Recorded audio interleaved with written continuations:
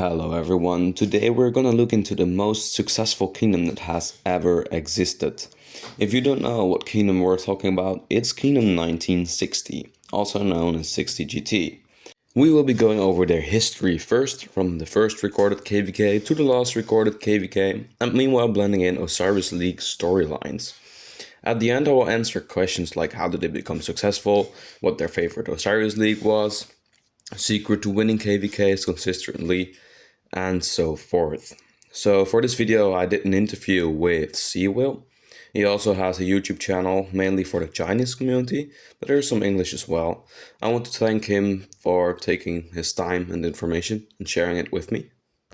You might be wondering who this guy is in the picture here. Yeah, we will go over that in a second, but first let's finish the speech.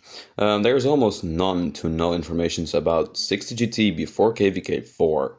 Maybe some OGs remember it, but there are no videos on YouTube. All I could find were a little bit over 2 years old, which is this video. Sit back and relax, grab a snack, because we will go over an insane amount of history in a rapid pace. I think this video will be about like 30 minutes long, so yeah, have some fun.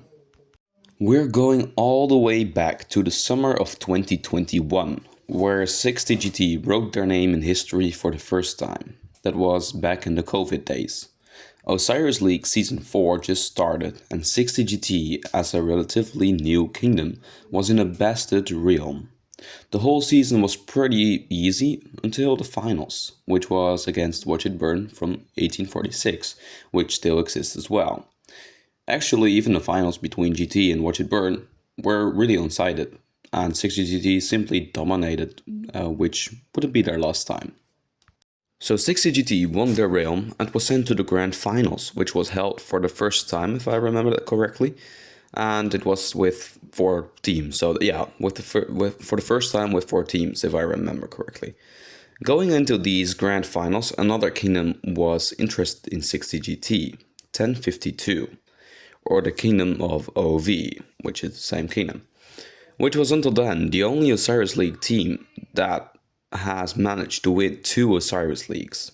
A bunch of their experienced players joined GT for the grand finals.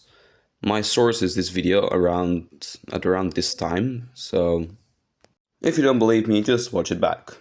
So some OV members were looking for a third victory after the disappointing Osiris League Season 4 in their own realm. First they had to fight JST, which was a very tough match. With 3 minutes on the clock left, 60GT was behind 1.5k points.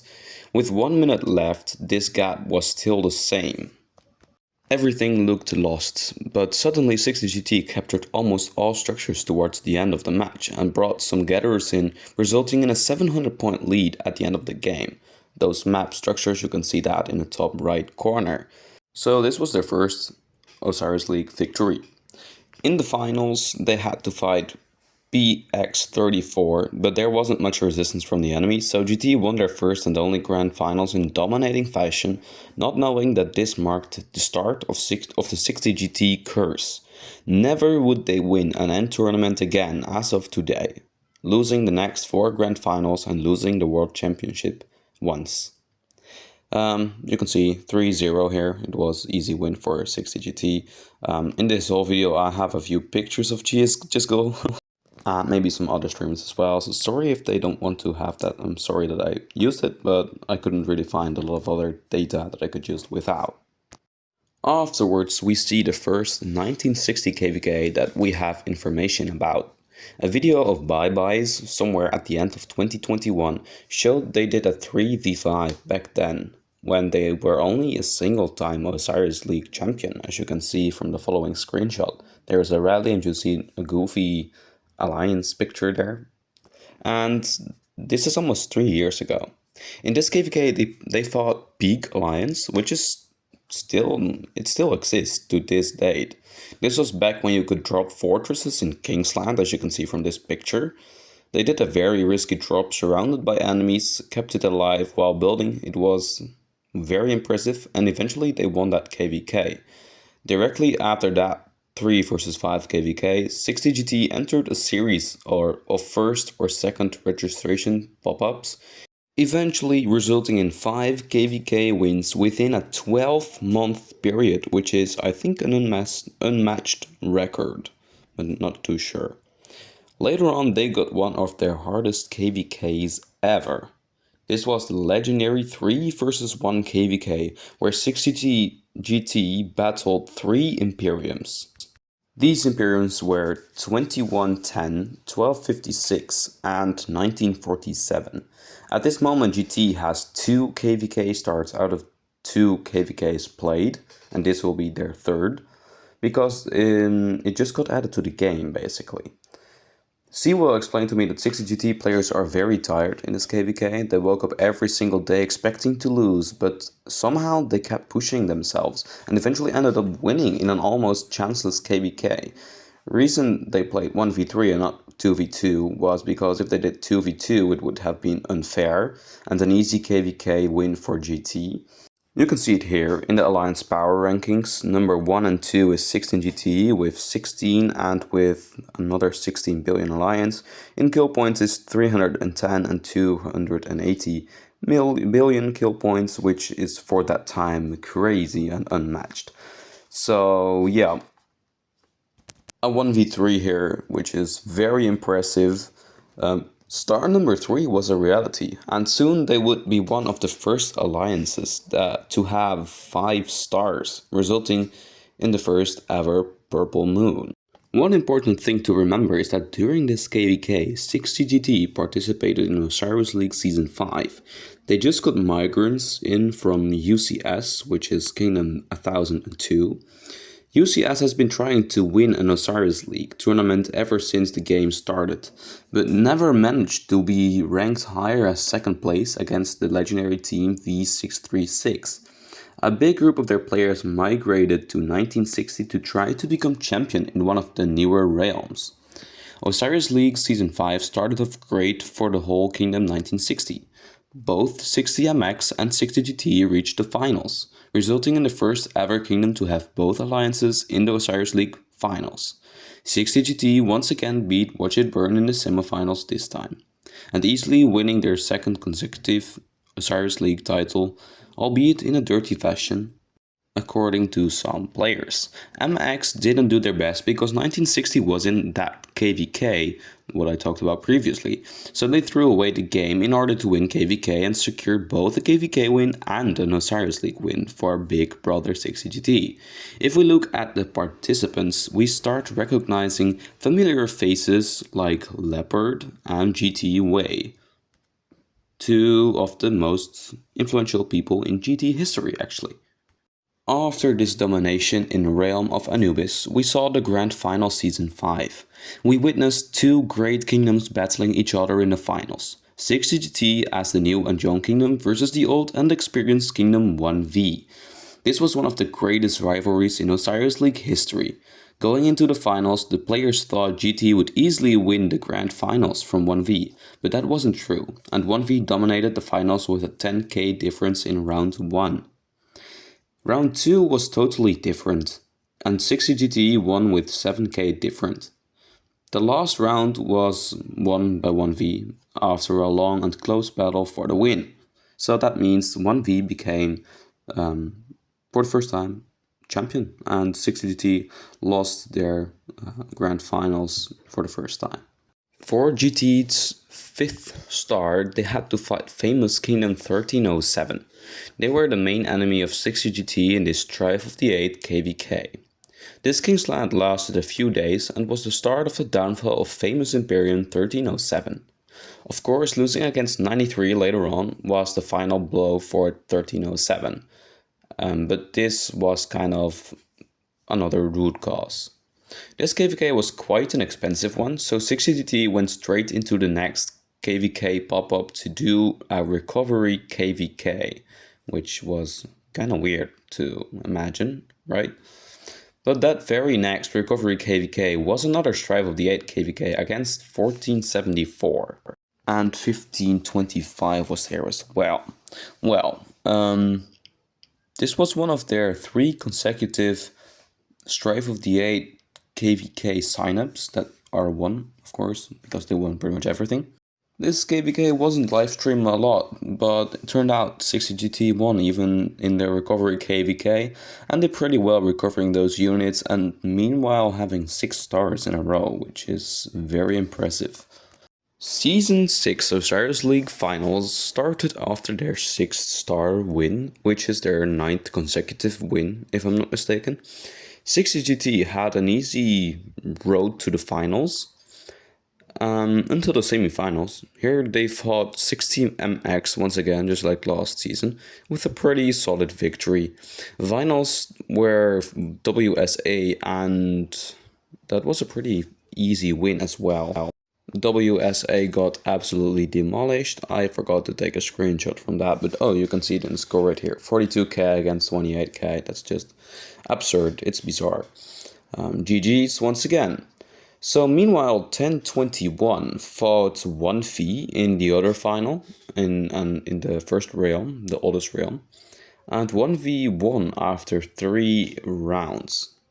And the 1021 team migrated to 2489, where they started dominating in the next Osiris League Season 7. But that's a story for later. So again, in Season 6, the Grand Finals again was 1v versus 60GT. And again, 1v won the first match. Again, they lost the second match.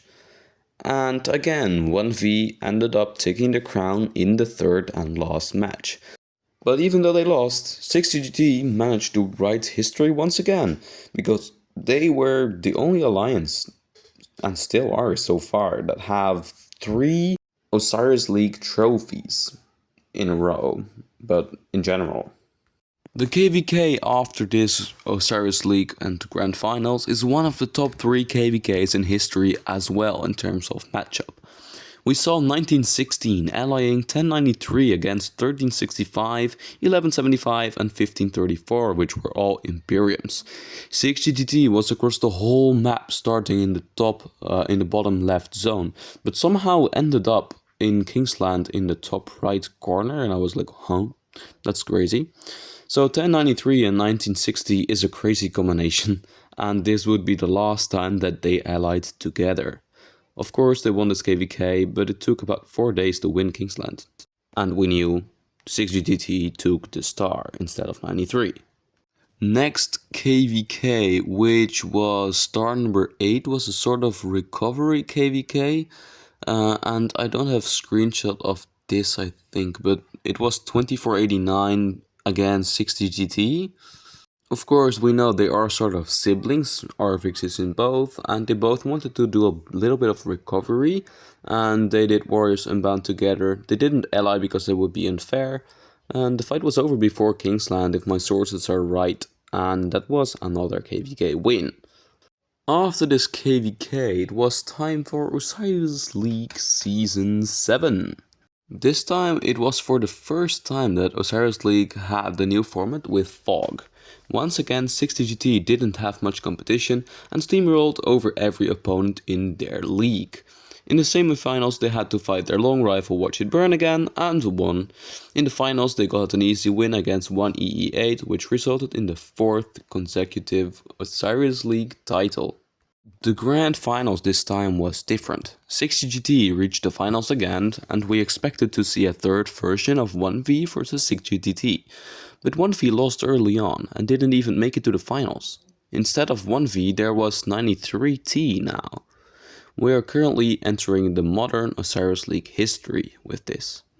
93, 2489 and 60GT are the main rivals for the last 2 seasons, and we expect these 3 to be battling for the title in Season 9 as well.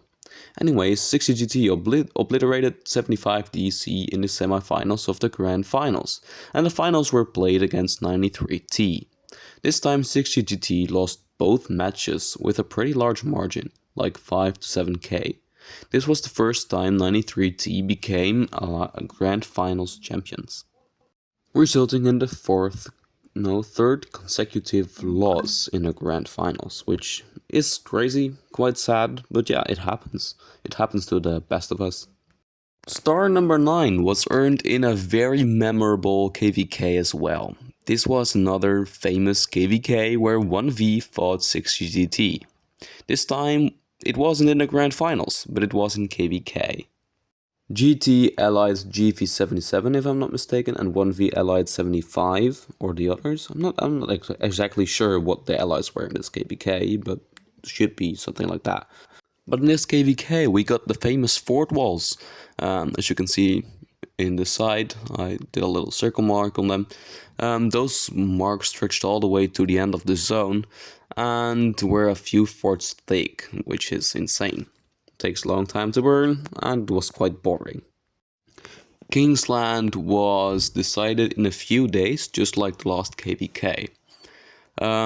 After this KvK and following the less successful Osiris League Season 7, 1V downsized a lot and lost their imperium status. Their players migrated to several kingdoms, one of which is 27WP, which won their realm in Season 8, and I believe some went to 2489 as well. After this hectic KvK, there was a good recovery time for 60GT, because there were signals that we would see the greatest KvK we have ever witnessed in a 1v1 KvK scenario. But first we saw the second Grand Prix actually, and we witnessed the start of an epic rivalry between 60GT and 489. They both reached the finals after destroying both Chinese teams, or all Chinese teams, and revenging against 93T as well. 489 won the first round, 60GT won the second round, and then at the start of the third round the stream ended, and we got news that someone live streamed it without delay and we would see a rematch a few weeks later. Once again, 489 won the first match, 60GT won the second match, and the third match was won by 489. So 60GT again lost another end tournament, and 489 became world champion. Okay, we're going pretty quick now. Let's go to the next subject. Welcome to the most deadly KvK ever. This was the legendary 60GT versus 1093. I think it was Tribe of the 8 KvK, but it could also be like... No, I think it was a map with 6 camps, so not Strife of the 8. I don't know which story it was, but it was a story with, I think, 6 camps. Note that there were also 3 camps that had a bunch of kingdoms in them that played a very small role. And there was 2605, which was Chisgule's kingdom, which is also a reason why you see him on the screenshot. 2605 played a somewhat bigger role in draining 1960 earlier on in Zone 5 and Zone 6. On paper, 2605 wasn't allied to anyone, and this KvK would be an FFA KvK, but in these types of KvKs there's always one kingdom that is targeted more than the other, so yeah, it's not exactly FFA, but it kind of is. Everything went pretty well for 60GT. They won their Zone 5 battle after quite a long time, and won their Zone 6 battle in a few days, securing a way into Kingsland. 2605 didn't have any access to Kingsland, and so didn't the other 3 small camps. 60GT was very busy with 2605, and they didn't build into the other bottom left Zone 6. And this may be eventually caused the loss of this thrilling KvK. So the zone under the screenshot that you see right here, that zone was occupied by 93 later on. But if 60 managed to get that zone, they would have had an extra pause, which would be an easier KvK. So when Kingsland started, the initial goal from GT was to get as far as possible with flags and get as much port spots in the front line as possible. They managed to get about 1/3 of the Kingsland zone, as you can see here. Meanwhile, 2605 did small attacks here and there in the backyard of both 93 and 6GTT, but that wasn't a real big problem. The problem was that 93 had like triple the members of 1960, so 60 was outnumbered in every single ball. At the bottom of the map there was a piece of territory which you can see marked now, and that piece is an example of how hard it is to defend without port spots. As you can see, there isn't a lot of territory to port on in that square. If you imagine that the enemy has 3 times your field and your marching times are slower as theirs, and the same with reinforcement lines, they just can't reinforce. That lump of territory was cut off after a few days. which normally is a lot, but for this KvK a few days was nothing. And well, with that, the other territory shrunk as well, and 60's territory shrunk to about the size of the following screenshot in rapid pace. I edited this in. This was their last front line, and they fought here I think for about 7 days. At some point they shrunk all the way till the rivers, which is what I marked, and that's when they could hold it for longer.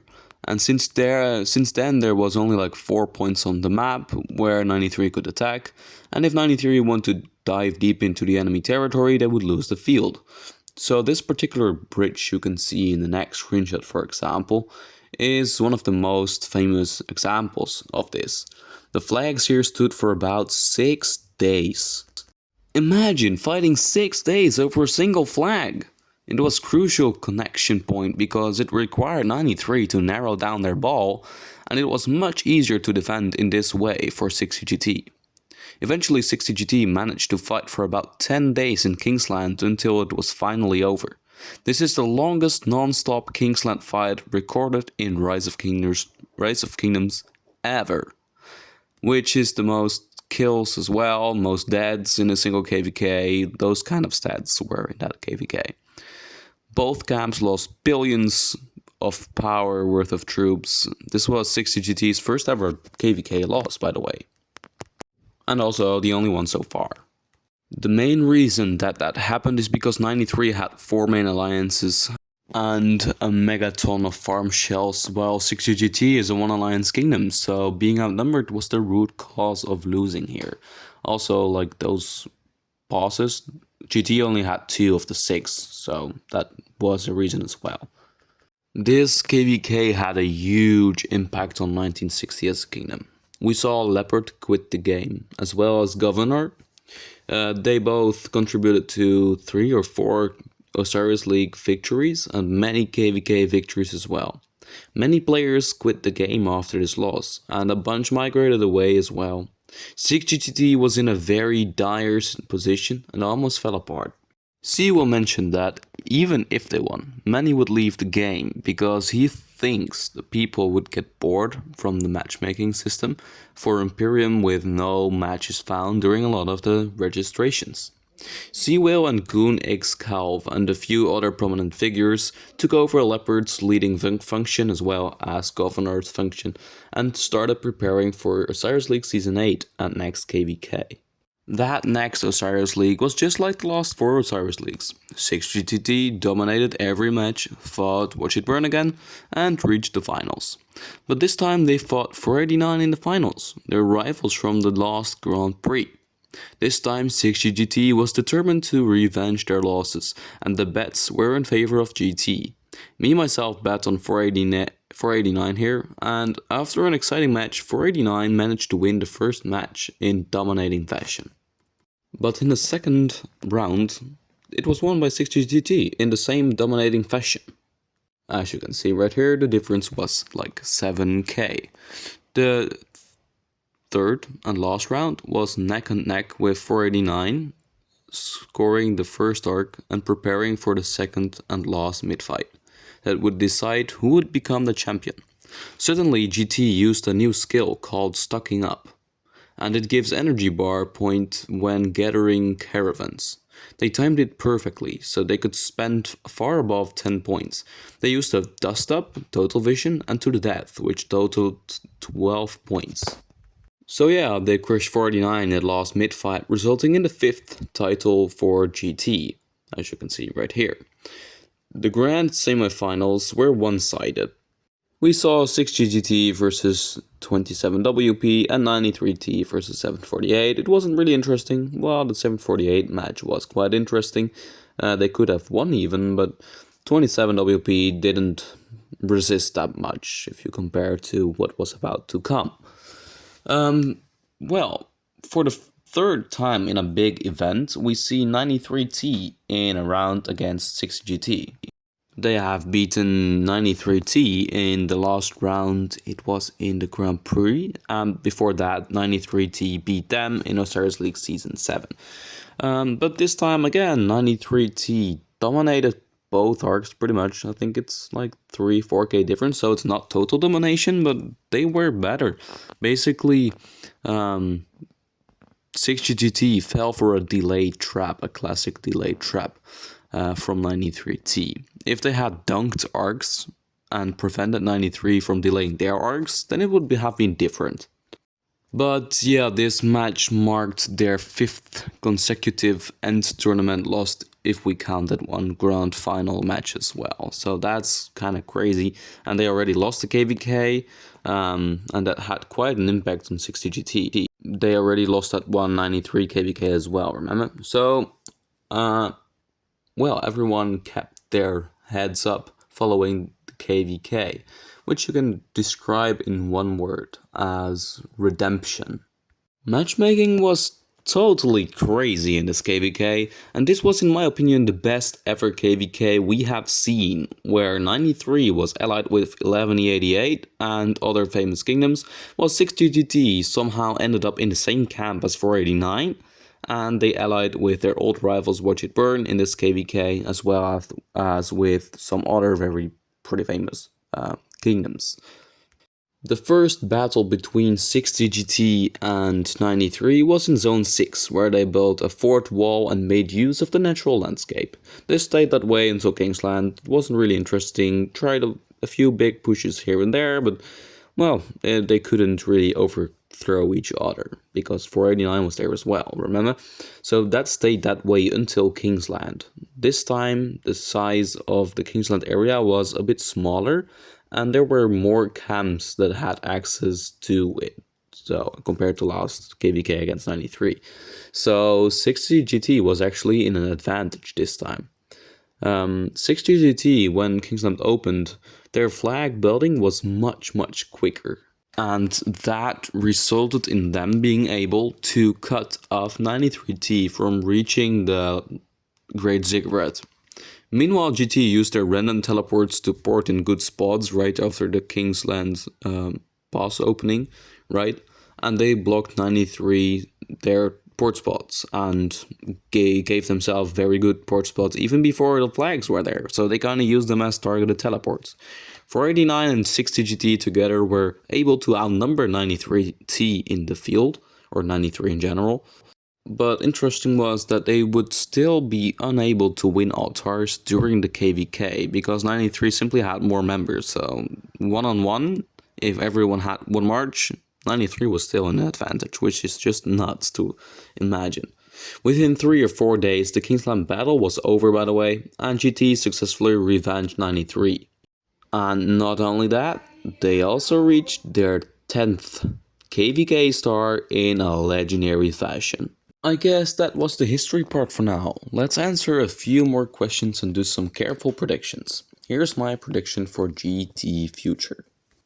As of right now, 6GT is ranked 35th in Kingdom Power. They migrated some players out and stay low power so they can take in new migrants and refresh the old blood with new people. Next KvK, they will do everything to win an 11 star and preparing for Osiris League Season 9. In this Osiris League, we will see them in the oldest realm this time, for the first time, and they will also have to fight 93T and 1188. These two will be their main enemies, and if 1188 stays together after losing last KvK, I don't count them out, because there is a huge potential in that team. Osiris League Season 9 is going to be wild with those 3 teams, and of course Watch It Burn will be there as well, because they have been historically there with 6GGT in pretty much every single Osiris League, I think. So let's go over some questions in my interview with Cwill now. First question, what is the role of farms in 1916, or how important are farms to 1916? He answered, farms are always being very important role to any kingdom, especially Imperium kingdoms. Trading farm troops is part of the strategies in this game, as KvK is a long-term battle that you never want to lose main troops any earlier than your enemy. So this might sound a little bit weird, but what he's saying is that basically farms are carrying any kingdom, and what he means with trading farm troops is Zone 5 building fights are filled with tier 4, usually. Most mostly from farms. Even up to Kingsland, you see tier 4 being used everywhere, because you want to save the tier 5 on the main accounts for Kingsland flag swarming, for example. Second question, how often does 6GGT practice for Osiris League battles? For important Osiris League games, we would have 3 practice matches during the week. For KvK, get your wallet and pilot ready. Not sure what you meant with that, but I guess this is an answer. Third question, what KvK is most memorable to you? Too much memories and nightmares for those hell KvKs. The first one drives me crazy. It was HA1v3. This is the 2110 KvK that I started talking about in the beginning of the video. Every morning I woke up, I felt like we're losing, but somehow we stood strong and got that win. That was really unbelievable. Okay, interesting. Fourth question. Which Osiris League season do you think was the best? And he said, this season, because we lost the game 1, then came back strong in game 2, defeating world champions 49 2 games in a row even. And, well, I kinda agree, that season was nuts, it was very exciting, and congrats. So those were the questions I asked Cwill, and there is only one question left. How did they become so successful? From the start on, their leadership was very strong. A prominent figure who goes by the name of Governor, the Duck King, or a short Governor. I have screenshotted him in another part of this video. He forged his kingdom and invited all sorts of players that made it a success.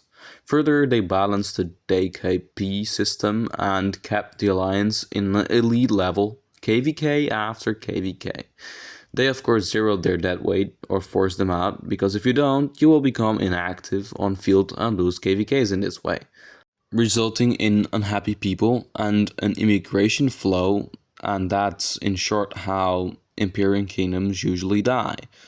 Communication is also key in 1960 as well. So yeah, I think 10 stars, 5 championship wins, plus 4 runner-up places in Grand Prix or Grand Finals, 1 Grand Prix second place, and 1 Osiris League Grand Champion winner. I think it's legit to call that a successful kingdom, right?